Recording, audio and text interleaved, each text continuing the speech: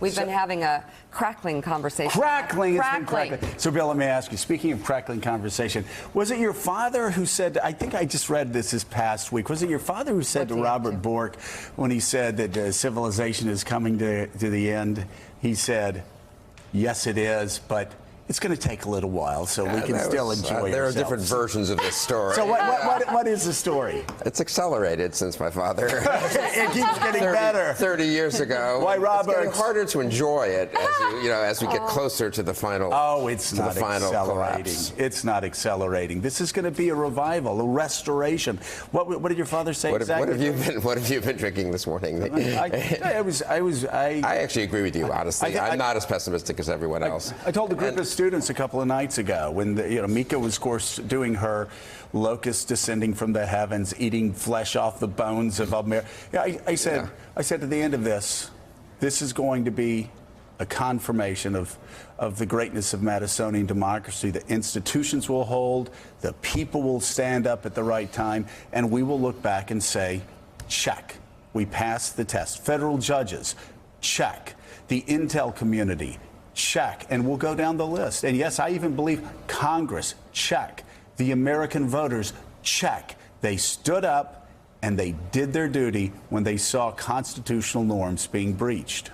As my father and many, many generations, I don't know if this is a Jewish saying or just a general saying, from your lips to God's ears, as he used to say, when someone would say something wishful that he didn't quite think was necessarily going to happen, but could happen. I agree with that. I've been fairly optimistic. The institutions have held, even this very unpleasant, if you want to call it that, current moment in terms of Kavanaugh and these accusations. And I mean, if we can is it beyond hope that we could have a dignified hearing next week in which they each testify or ask questions in a respectful way, in which people can look into whatever other evidence there is, and in which people can then make a reasonable judgment about whether there is or isn't reason to disqualify Kavanaugh on these grounds. I don't know. I think you could imagine a decent situation. No, so you're just shaking your head. Okay. The way that's going to happen. What? I don't know. I'm hopeful. I mean, I guess, why is it that hard to get to? I mean, look. Why is it that hard? I mean, really. Why can't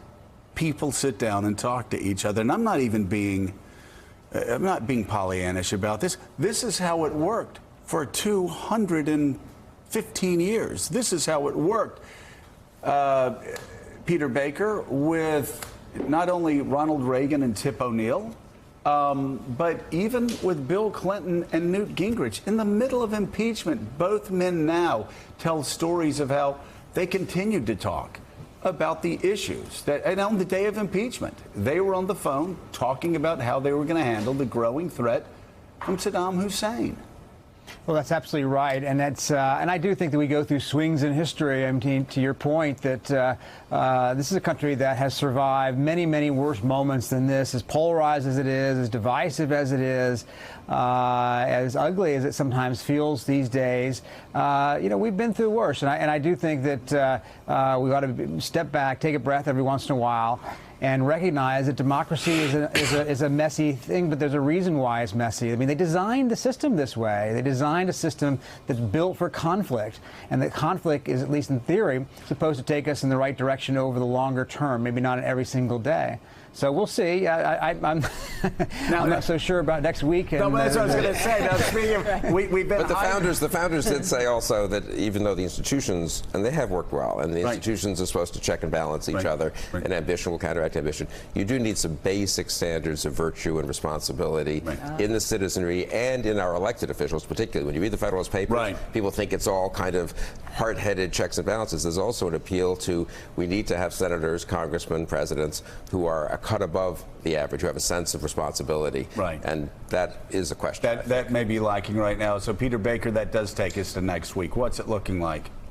Well, look, it's going to, maybe we'll have a decorous event next week, and it'll be thoughtful and eye-opening and illuminating, or maybe it'll be a complete mess. The truth is that we seem to be heading towards some sort of a hearing in which we're going to put these allegations on center stage. Apparently, Dr. Blasey Ford wants the senators to be questioning her, not a special counsel, not a lawyer who might be more judicious in the way the questioning is approached. That That seemed to suggest a hearing that could be a free-for-all. It could be a very political or partisan event. We'll see. It's not in anybody's interest, I think, on either the Republican or the Democratic side for it to kind of get out of hand. And so each side is faced with this incredibly difficult challenge about how to approach this question, how to ask questions that actually probe for truth without looking like you're putting a victim on trial or being unfair to Judge Kavanaugh.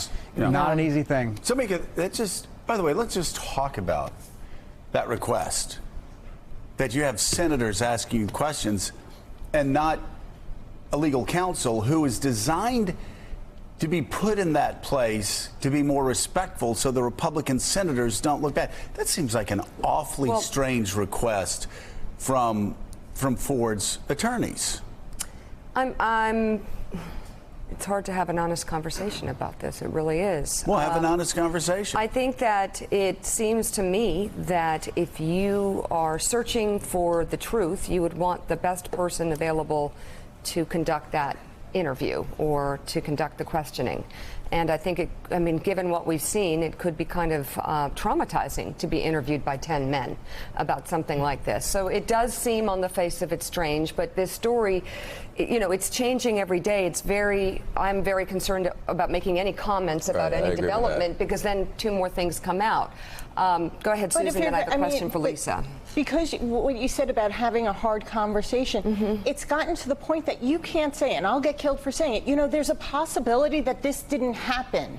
Sometimes you have to go there. And if we're talking about a trial, if we're talking about how someone's going to be questioned, that presumes that something may or may not have happened. And we have to look at it at 2 sides because we don't have that civilized conversation. We know it won't be a civilized hearing because we're so separated right now.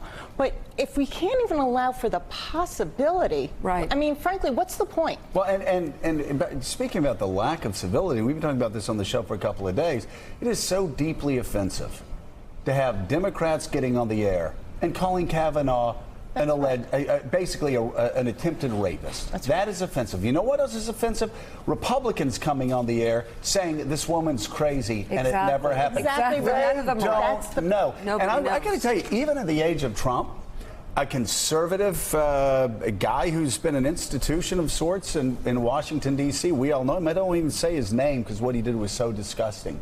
He actually pulled some poor guy out of a yearbook, went on Zillow, went on Google Maps, and tried to basically use this poor guy who's a private citizen, fed him to the lion's den and said, oh, it wasn't Kavanaugh, it was this classmate of Kavanaugh's. That's where the party had to be. If you look at Google Maps and where everybody, that's low, even in the age of Trump. Susan, let me ask a question, though, and just it puts you in a tough spot. With knowing what she's going through, give me an argument why she would come forward if it wasn't true. Put herself, the thing that I keep coming back to where I believe it's true, I can't see another reason, because I can't see somebody that would put themselves through that 6 years ago would have notes from a therapy session, would say, I want more investigation. So give me the argument of why it wouldn't I'm not going to do that because you're asking me to say that she's not telling the truth, which if I give you the argument, we don't know what happened. We don't know. If we can't allow for the possibility that it didn't happen, I can't automatically close the door and say it did. So I won't go there on that conversation. But the point is that, like you said, this happened. We know notes from 12 years ago. There's a lot of things. We also just don't know where or when. There's a lot of things to discuss that you can only have if you're willing to be honest and civil about it. And based on that question, Donnie, you're basically saying to me, well, we shouldn't have a hearing. It should be closed. He should go for jail. But a lot of people are saying that. They're saying Kavanaugh is guilty. Right. No such thing as due process. Why would she come forward? There's no such thing as due process. And according to these people, they say he's an alleged rapist. And it's just like the Republicans that I see on Twitter, people that have been my friends who are, it's so deeply offensive, Mika, that they automatically assume that Dr. Ford is lying. Well, Automatically I assume she's a wonder fabulist. if- Automatically assume that there must be something wrong with her. They don't know. I wonder if they should be calling for an FBI investigation at this point because it's so out of control. Lisa. Thanks for checking out MSNBC on YouTube, and make sure you subscribe to stay up to date on the day's biggest stories. And you can click on any of the videos around us to watch more from Morning Joe and MSNBC. Thanks so much for watching.